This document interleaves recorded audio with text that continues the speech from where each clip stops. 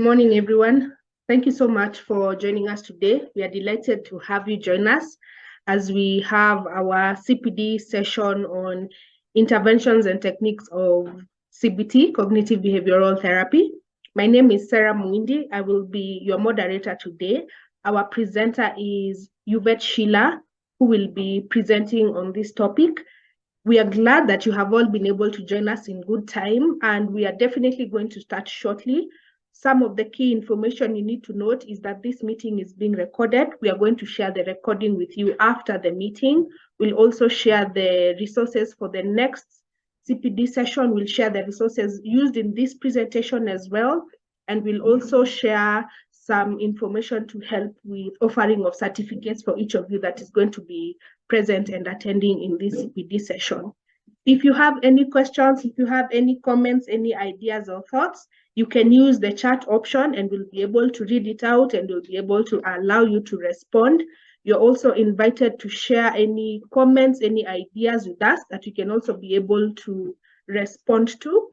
As well as if you'd like to present, you can make a request through mail to present on any of the topics that either you have an interest in learning more about or feel well versed in, so that you can also be able to share your knowledge with other people. We are glad to have you all present, and I'm going to request that I invite Sheila. I'm also going to be making her a host so that she can be able to share her screen, and then she will be able to continue from there. Just a moment. Sheila, you're very welcome.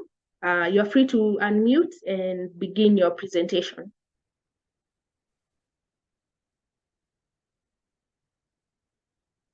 Uvet, an associate from.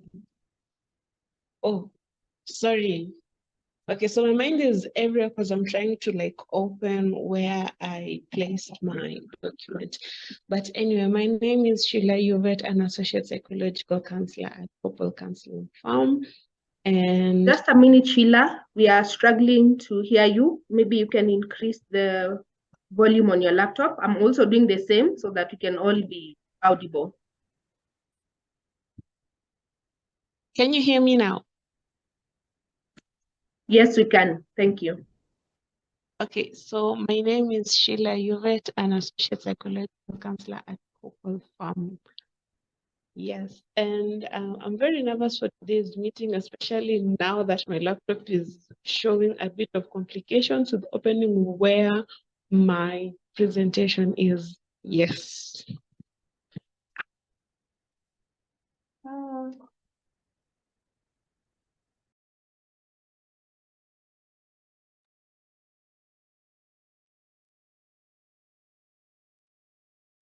It's okay, Sheila, as you're loading your laptop, maybe we can invite a few people to introduce themselves and let us know where they're joining us from, as you are finding where the recording is where the presentation is at. I'm going to just start in alphabetical order and begin with Angelina Macau. Angelina, you're welcome. Please unmute and let us know where, sorry, where you're joining us from and what you'd like Hello. to add.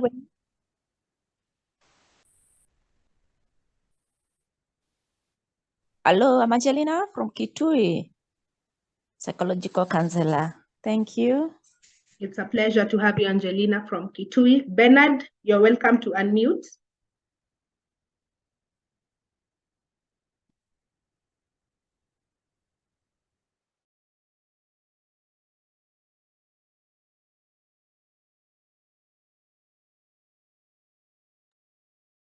Okay, Bernard may be having a bit of a technical challenge. Breakthrough Counseling Center, please unmute and let us know where you're joining us from and if you have an expectation of today's session.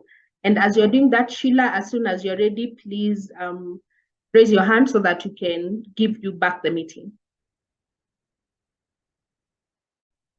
Good morning, everyone. Joining from Kiambu. Glad to be here. Thank you. Thank you so much. We do not know your name, but we know that you are representing Breakthrough Counseling Center. Oh, thank you very much. Thank you very much. This is Samuel Mburu, Addictions Counselor. Beautiful. Thank you so much, Samuel Mburu from Kiambu Breakthrough Counseling Center. We are glad to have you. Brenda, you're welcome.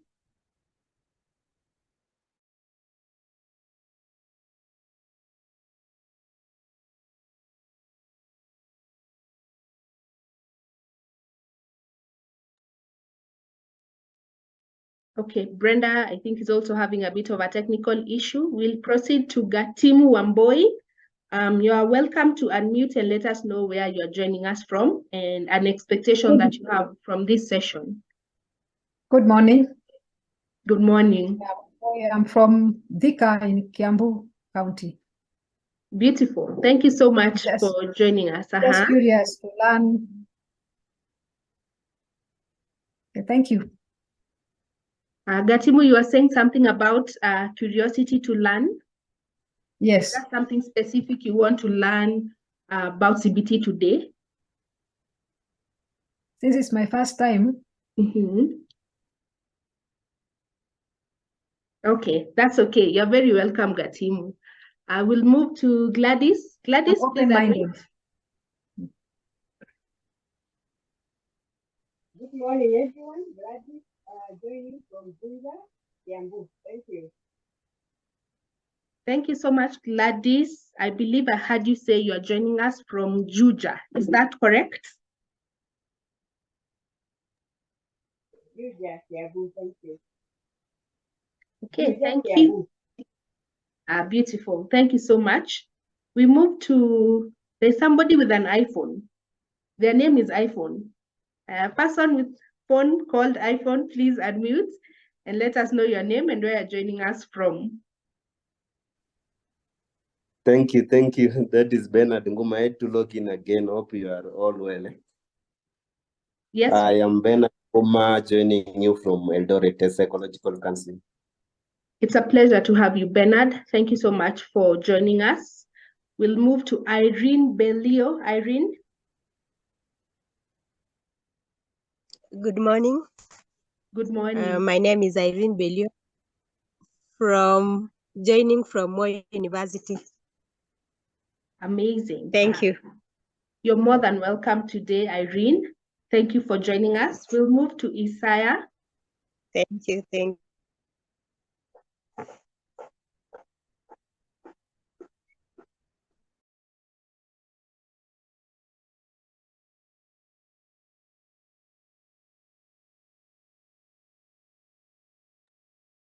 Isaiah, you're welcome to unmute and let us know where you're joining us from.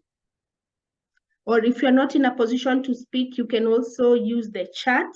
Thank you, Victoria Gitao. Thank you for joining us. You mentioned that you're not in a position to speak, but you're joining us from Kiambu. We are delighted to have you with us today.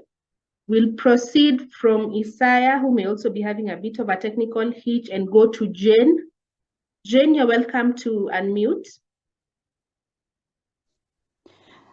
Morning, everyone. Good morning. Mogo, joining from Nairobi, Eastlands. Thank you so much, Jane, for joining us. Sheila, I just want to confirm that you're ready to proceed.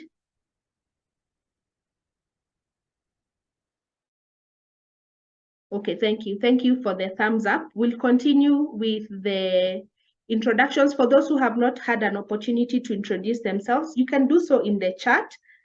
Thank you, Isaiah. You're joining us from Eldoret. We're delighted to have you as well. For those of us that we had not yet gotten to, there are a few members from Jirian all the way to Yusuf. Please type in the chat and let us know your names and where you're joining us from. If you have an area of specialty that you're practicing in, would be delighted to know this as well. Over back to you, Sheila, so that you can proceed with the presentation.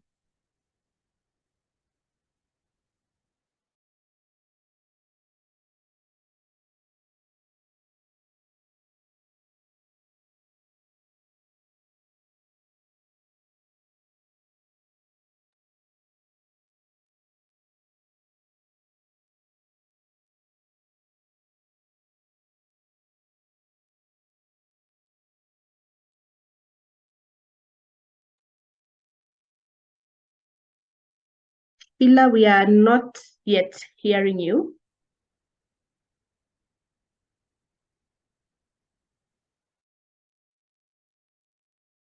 I can see that you're speaking, but we can't hear you.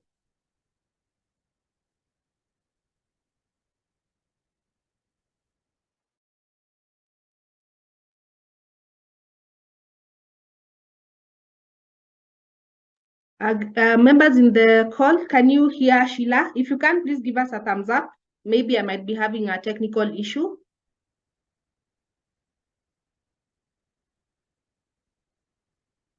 I'm waiting to see any thumbs up from anyone that is able to hear you well. No, Sheila, we can't hear you.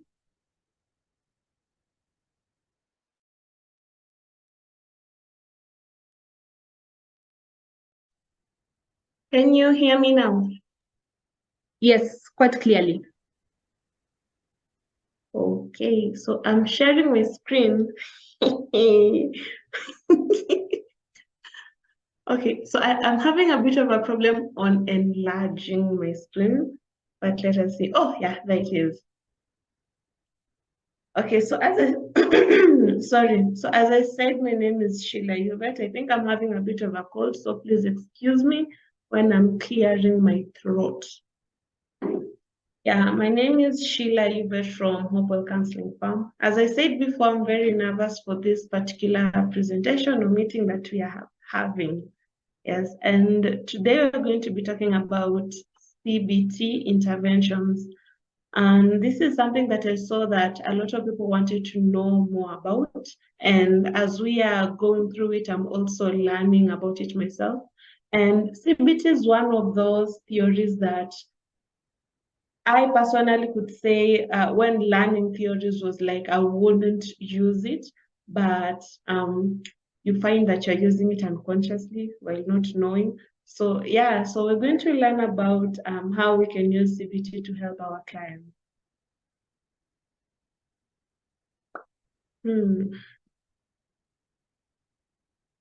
Okay, so the first thing we're going to talk about is what is like CBT interventions, or just about knowing about CBT interventions. Let me move this.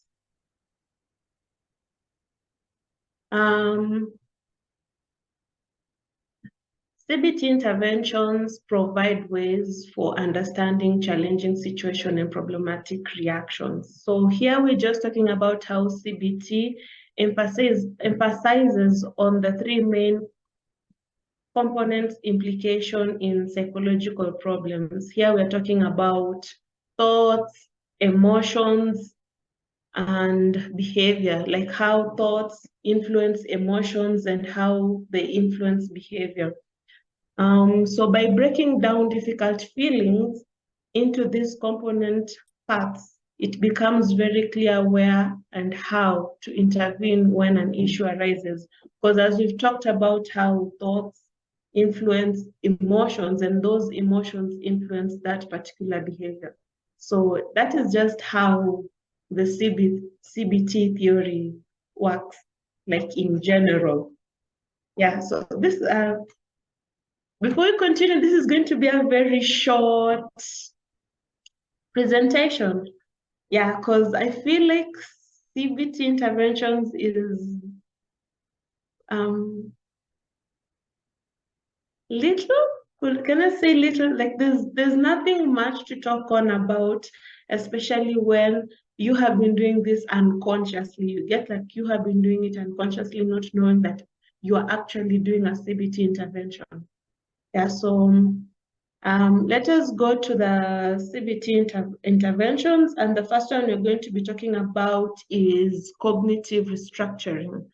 And in cognitive restructuring is cognitive behavior therapy exercise designed to help people examine unhelpful thinking pattern and devise new ways of reacting to problematic situations. Here, we often involve keeping a thought record, which is a way of tracking dysfunctional automatic thoughts and devising adaptive and alternative response. So when we're talking about automatic thoughts, here we're talking about the unconscious thoughts that people do unknowingly. So as we know the thought pattern, we can also know like where the root of the problem is coming from, and we can also now devise new ways for coping with that particular issue that our client is presenting with. Yes, then the next intervention we're going to be talking about is going to be activity scheduling. This is CBT technique, especially for depression. And activity scheduling is a CBT technique for depression that helps people engage in behaviors they ordinarily would avoid during depression, anxiety, and other obstacles, especially when they're feeling more like when your client is talking about, oh, I can't get out of bed, or I can't shower, or I can't do some particular activity. So this CBT intervention involves in identifying a rewarding low frequency behavior and finding time throughout the week to schedule the behavior to increase its frequency. So basically here we're talking about it's used as a way to reintroduce rewarding behavior into people's routine. So yeah, they, like I've said, that like during a time in their week or a period in their week, they could schedule to do something, like schedule going for a walk, schedule going for a run, or even just schedule going to do an activity that they've never tried before. So yeah, this is what we talk about when we're talking of activity scheduling technique. Then the next we have graded exposure. Graded exposure here is a cognitive behavioral therapy exercise designed to reduce anxiety and fear through repeated contact with what is feared. I think in behavioral therapy, graded exposure could also mean flooding. But with this graded exposure here, we're talking about, it's among the most effective treatments that exist for any psychological problem. Here, the theory is that avoidance of things we fear results in increased anxiety and fear. So the much as the client or even a person avoids a particular thing, the much anxiety and fear surrounds that particular thing. And by systematically approaching what we avoid, a significant and lasting reduction in anxiety takes place. So here, like, let's say a client or a person has a fear of heights. You start by maybe taking the client to the first floor, and then maybe to the second floor, maybe to the third floor, and then also seeing their reaction on how they're reacting, and also maybe in being in that particular environment that they fear can also help significantly and lastingly reduce the anxiety and the fear that is based around that particular topic. Then we have successive approximation. Approximation is a cognitive behavioral therapy exercise that helps people tackle difficult or overwhelming goals. So here, tasks are reduced into something that a client deems manageable, or even a person deems manageable, and can actually do it and even gain confidence as they're doing it. By systematically breaking large tasks into smaller steps, or by performing. Yes, I'm seeing a hand is raised. Thank you so much, Sheila.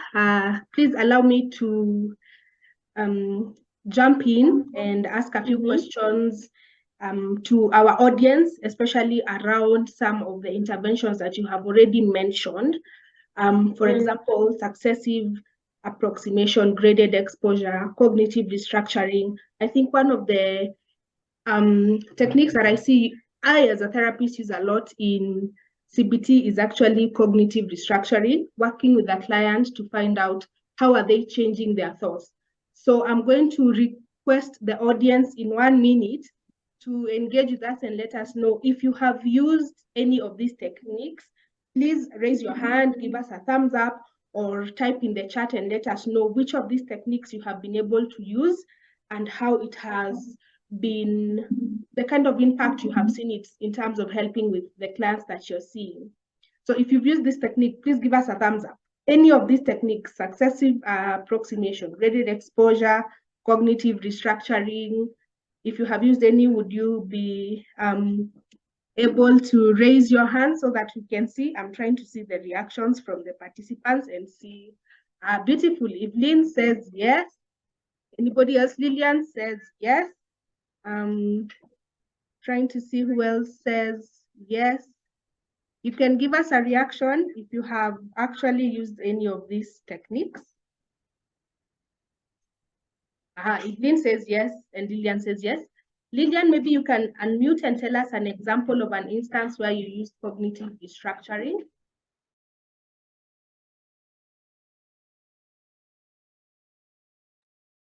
Or any of the other techniques.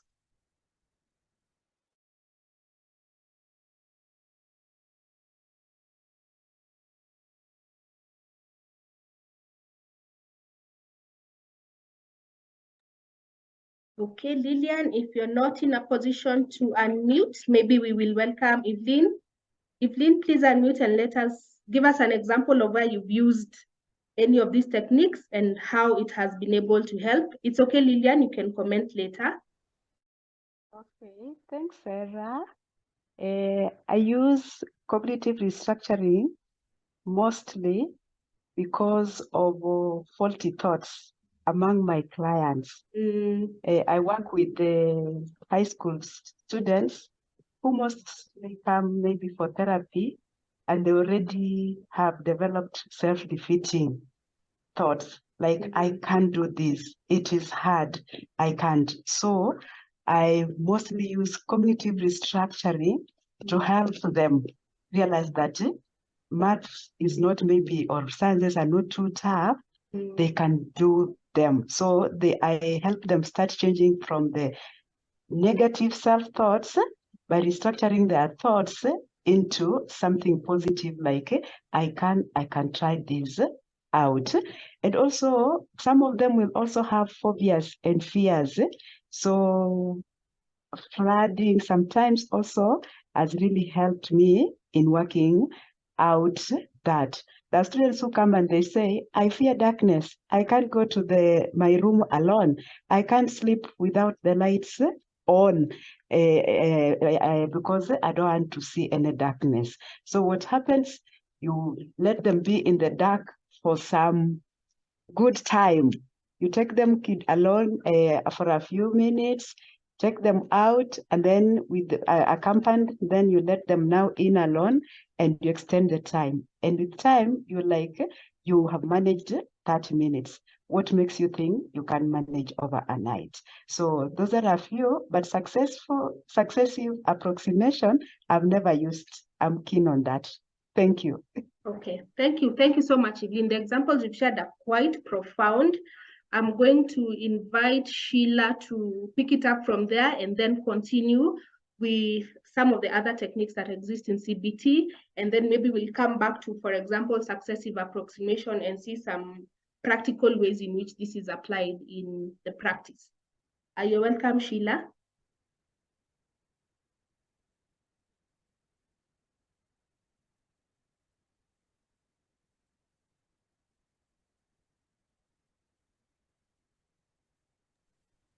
Okay, sorry. So, okay, I really hope you guys are hearing me. And your examples are very nice. You see, like some weren't aware they're doing some of the CBT interventions that are available there.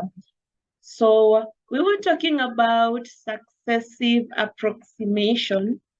And I would like to continue with successive approximation. And here I was talking of success in a successive approximation. Here you systematically break large tasks into smaller steps, or by performing a task similar to the goals, but less difficult people are able to gain mastery over the skills needed to achieve larger goals. So here maybe a client has a fear of maybe traveling to a destination she has never been to alone.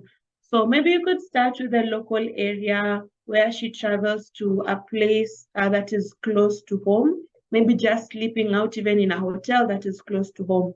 And then maybe she can now start by expanding her area after she has seen how the experience is. And then later on, maybe when she has gained the skills to travel on a far distance, she can now take that particular leap and now just travel to the further distance that she wanted. Yeah, that is an example of successive approximation in terms of how I understood it. Yeah, then we'll go to the next intervention, which is mindfulness meditation. Yeah, we're talking here, it is a cognitive behavioral therapy exercise that helps people disengage from harmful ruminating and obsessing, learning to connect with the present moment. So mindfulness meditation originates from Buddhist practices of meditation, and is the subject of a significant amount of new research on effective treatment for psychological problems. Yeah, and it's been shown to improve attention, pain management, and emotion regulation. So meditation, a lot of us counselors would sometimes recommend people to meditate, but maybe we don't really know in which that meditation is under theories. So here we get to know it's under CBT. And yeah, so like I'm sure there's some people who have been using meditation without really knowing what they were actually using or what particular theory they were using. And as we've talked about, meditation really helps in pain management because you really find that inner peace within yourself. And it has a lot of research because one, this is not really a scientific approach, as studies shows meditation and even yoga comes from Buddhist practices. So there's a lot of research that needs to be conducted around this particular technique. And as long as it is working, especially in terms of clients who have pain management issues, or you find clients, especially from the war, who have, the ones who like they miss their limbs, like their limbs are cut off, but they feel like their limbs are still there, or they still feel pain from that particular limb that is not really, maybe even the nerve is not really there, so but they still feel that pain. So meditation can really help in those particular clients, and even emotional regulations, especially with clients who have outbursts or outbursts, especially of anger or just really strong emotions, and really can't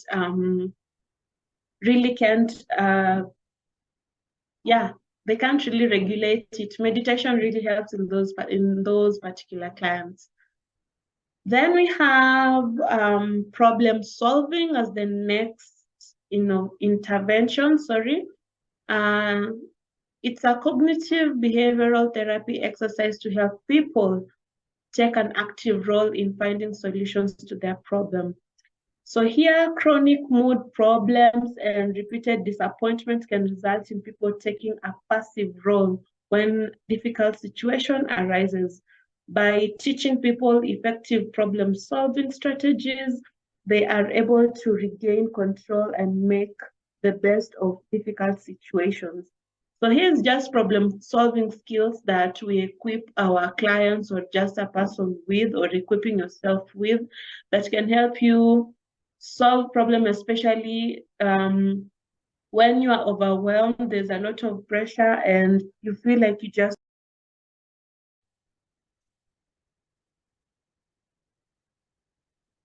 Thank you so much for each of you that have been able to quickly join us. We were at the point of autophobia, and I was requesting if there's anyone in the audience who can be able to explain what autophobia is, and then we can answer the question of how do we connect or use cognitive restructuring or any of the other techniques in CBT to be able to answer or to be able to address concerns around autophobia. Does anybody have a communication or a description of what this phobia is? As I'm doing a quick Google search. If you do, you can raise your hand. Just a minute so that I can see. Yes, I'm seeing there's nobody that has raised their hand yet. So according to Google, autophobia is the fear of being alone or lonely, which can result in severe anxiety for people that have autophobia as a condition. And of course, cognitive restructuring, or for example, graded exposure, or for example, mindfulness breathing techniques, especially when someone is having a severe anxiety attack or a panic attack, can be able to help in addressing autophobia. Autophobia being the fear of being alone or lonely. I would like to invite your thoughts and your comments, and maybe also your challenges or questions on these topics, so that you can also take this a little bit further on, are there some implications or some concerns that clients present with where you must use more than one technique? What are your thoughts? Is it possible for us as professionals to combine CBT with a different theory, or to combine a specific technique in CBT with a different technique or a different theory to be able to help our clients? I would like to hear your thoughts as the audience. If you're not in a position to unmute, you can use the chat. And if you are in a position to unmute, please raise your hand so that we can also hear your thoughts. We're answering the question of using CBT to address autophobia. And I think in my view, especially the thoughts or the fear of being lonely, that's a feeling. The fear is a feeling, and of course you can use CBT to be able to address it. I've asked a question to us. Is it possible for us to use or combine different theories when addressing a specific concern that has been presented by our clients? Yes, Beatrice, you're welcome to unmute and give us your thoughts. Thank you very much. Actually, it is possible that we use more than one theory. At times, there's a client presents an issue that actually requires you to maybe use one or two theories. For instance, when you want to maybe get maybe where the problem originated from, you can also use analysis, of which the cognitive behavioral therapy may not work. So it is very possible to use more than two theories. Thank you.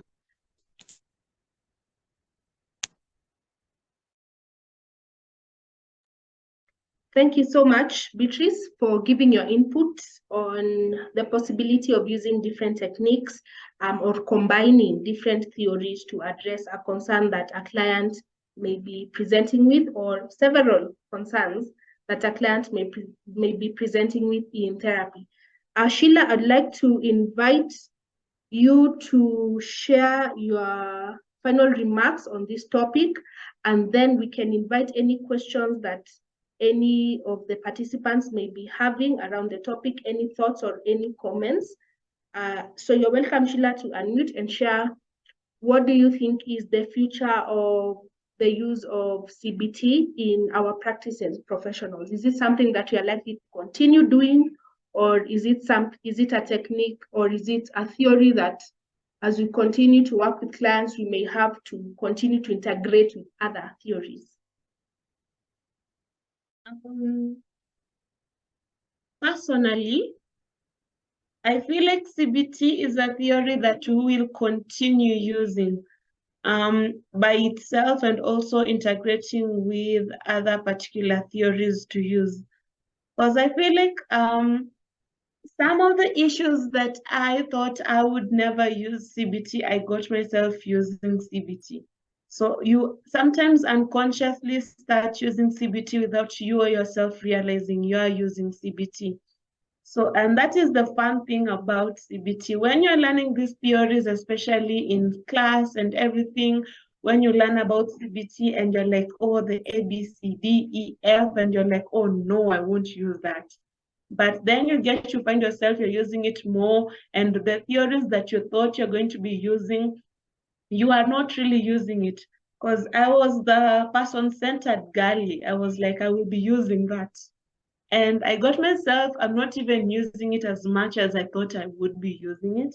And I am more inclined to CBT than even psychoanalytic, what I really enjoy, and even Gestalt, what I really found was quite enjoyable. So you find you'll be using CBT unconsciously until now you put it conscious, and then now you use it.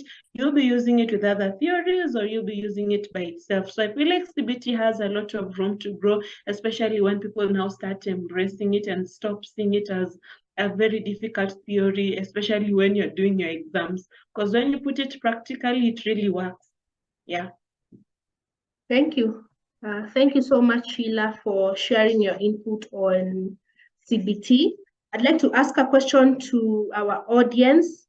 Do you feel like you are better informed?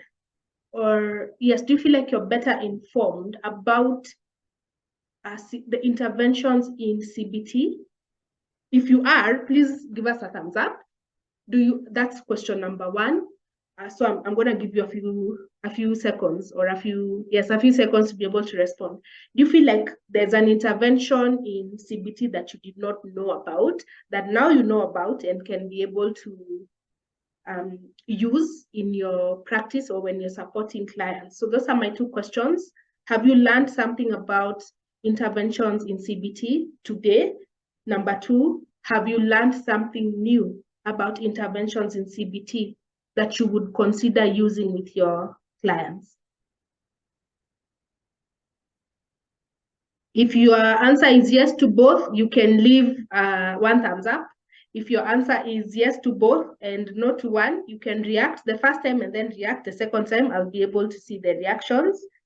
Yes, for question one, on having learned something new about CBT, yes.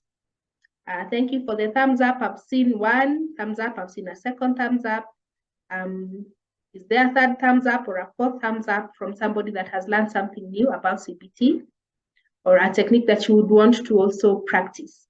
Then I'm going to open this up to anyone that may be having a question or a comment, and then I will share some closing remarks on our next CPD session and some of the expectations to have for it. If you have a question, if you have a comment, this is an opportunity for you to raise your hand and to say something or to ask a question. Then we can be able to allow the other members of the audience to respond, or we can be able to pick it up and answer it as well. Thank you, Mary, for the thumbs up. I'm also just checking the chat for any questions that may have been left there. You can also raise your hand if you have a question or a comment, or if you can't speak, maybe you can also use the chat and let us know what your thoughts are and what some of your ideas might be. So Sang says you haven't been able to use any of the techniques, but you think flooding will work best as it shows the clients that their fears can actually be managed.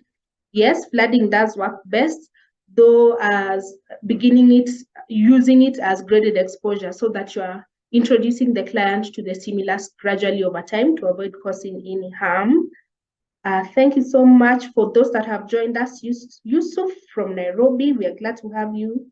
Beatrice from Nandi County, I'm excited to see Nandi County. Takia from Busia County, that's so exciting to see. Festo from Mombasa, wow, that's amazing. I'm just reading through the comments. Nancy from Nairobi, you're very, very welcome. Thank you for having joined us. Lillian from Gong, Tasha from Nairobi as well. Elsie from KU, a psychology student. You're very, very welcome joining us from Eldoret, and Mary from Ramoya. Thank you so much to each of you that has joined us, that has left a comment or a question. I'm seeing nobody has raised their hand to maybe give an input or to ask a question. So I'm going to say a huge thank you. Yes, there's a question here. Can CBT interventions be applied on a client with alcohol use disorder? Maybe we can give the audience an opportunity to respond, and then we can have Sheila respond. Can CBT interventions be applied on a client with alcohol use disorder? Is anyone from the audience willing to answer the question? If you are, you can raise your hand and we'll pick up on you. As we are giving you an opportunity, we'll go to Sheila. Sheila, you can respond to the question, can CBT be used to address alcohol use disorder? And then if there's anyone in the comment, please raise your hand or to add something to what Sheila will say. You're welcome, Sheila. Yes, I feel like CBT can help people with alcohol. Is it disorder or with just like who? With alcoholism. Yes, I was looking for that word. Yes, and the technique you can use with that could be successive approximation. Hereby, you are talking of the goal is to reduce the amount of alcohol that person is taking, if that is the goal the client wants. So we are reducing the amount. So we could start by knowing at first, like how much does that particular person drink? And then now you're reducing that number, because if in a week he goes out drinking every day, maybe you start by maybe one day not drinking, and then maybe seeing how that is going to go. Then maybe after that 2 days not drinking, because now it is a goal of stopping to drink that you are breaking it into smaller steps. Now, when it is smaller steps and the client has the skills to now stop drinking completely, that is when now they can stop drinking, because they have already gained that skill of holding themselves back or not drinking when they really want to drink. So yeah, I think successive approximation can help with that, but I would also combine it with a bit of behavioral therapy so that it can go hand in hand and really help that particular client, because this is a behavior we're trying to stop. Yes. Okay, thank you. Thank you so much for your inputs. I agree. You can also combine CBT with behavioral therapy, especially to address the actual behavior, and also just to explore some of the thoughts that the client has about the alcohol use and some of the feelings that they have when they drink. How do they feel? And then therefore, how does that inform or affect their behavior? So I agree with you fully. Does anybody else have another question? We'll pick one last one if there's one, and then we will share the closing remarks for our CPD session today. You're very welcome, Isaiah. He says, thank you for the insight. Okay, so I'll give you an opportunity if you have a question to type it in the chat, or if you're in a position to unmute, and we can be able to answer it.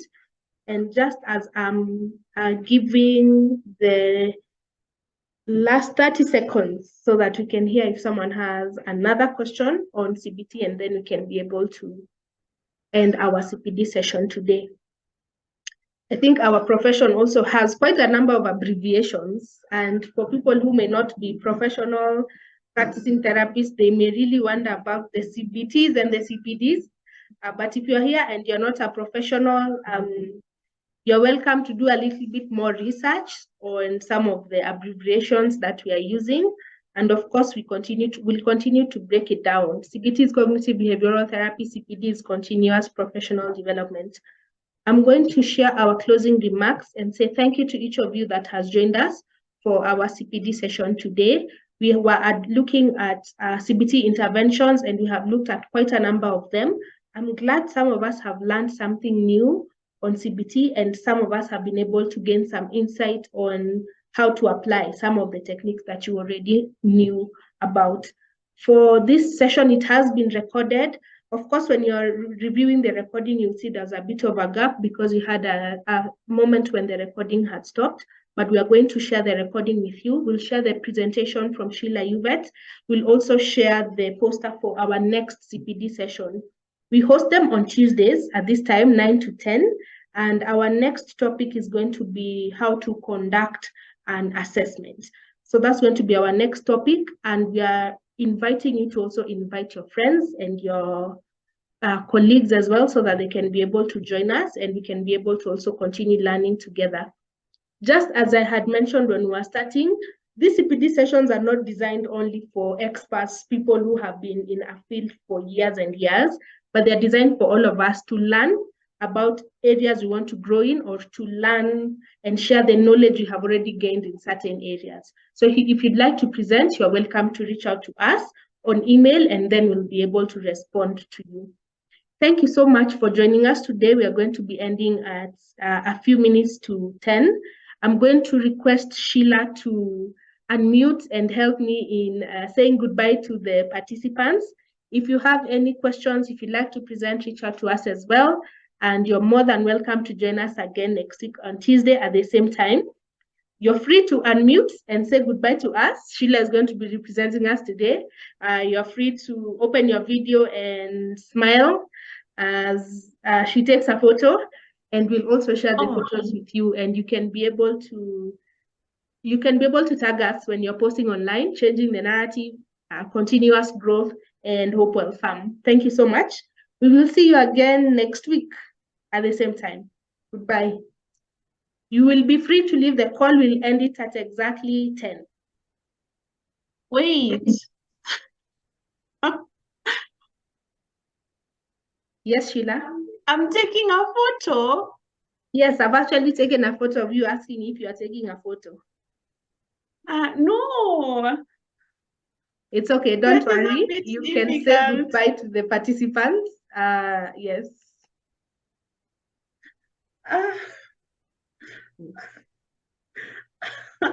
Sarah, you take the photo. Okay, surely.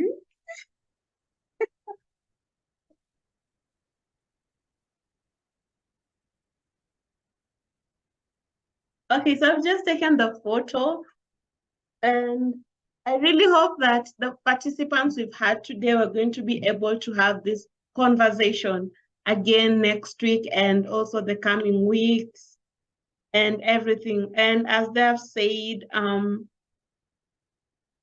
let us meet for the next sessions that you're going to be having, and I really hope that you have a nice day. Thank you, and everyone is welcome. Thank you. See you next time. Yeah. Yeah, we are free to leave the call.